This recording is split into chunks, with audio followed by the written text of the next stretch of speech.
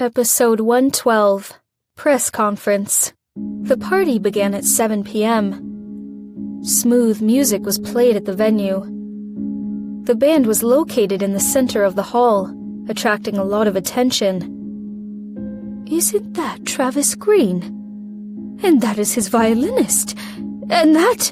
It's so impressive that Jake Robinson could even have them play. I'm sure his fortune is beyond our imagination.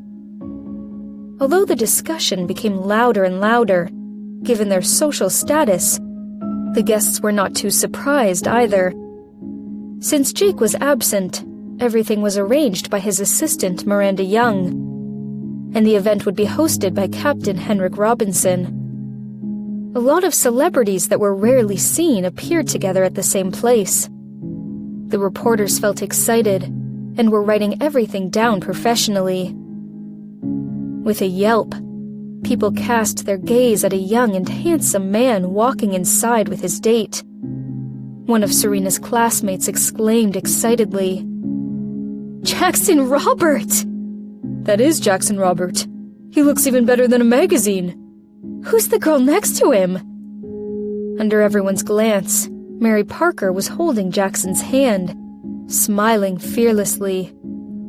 Mary looked around the crowd and did not see one person she wanted to find. With her brows knitted, she turned her head and found Jackson was looking at her with a half-smile. Mary Parker's heart stopped and quickly looked away.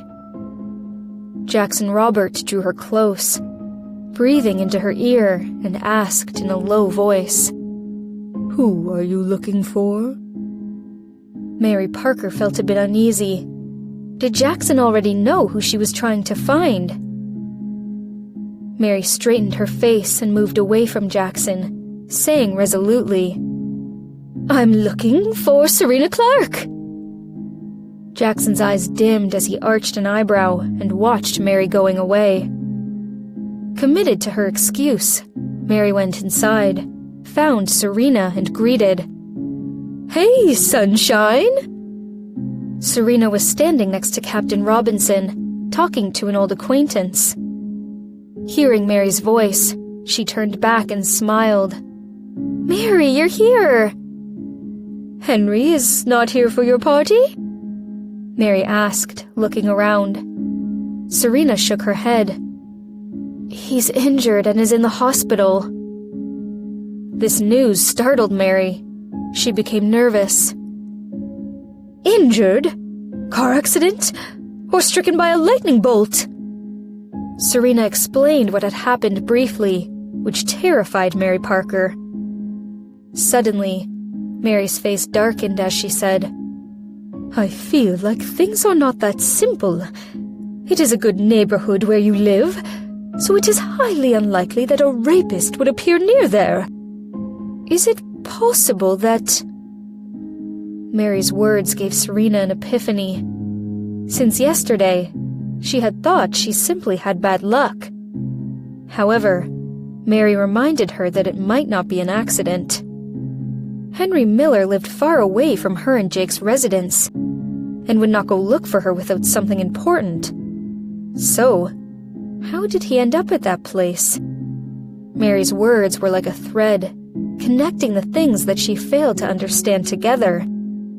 Someone wanted to harm her. However, even if someone wanted to harm her, why would they choose to do what they had done? Were they trying to keep her away from the press conference? Or were they trying to get her raped by the drunk man? Or were they more than her after Henry Miller as well? The fact that Henry had appeared there out of thin air was extremely strange. She thought to herself that after the event, she would ask Henry about it. "Sunshine, time to go," Captain Robinson called. "All right." Serena excused herself with Mary and walked towards Grandpa. Mary felt a bit worried, took her phone and tried to call Henry. However, someone approached her from behind. Mary turned around and saw a familiar face abruptly. " Startled, Mary Parker stepped back and let out a cry. Seeing it was Jackson Robert, she cursed. "Damn it!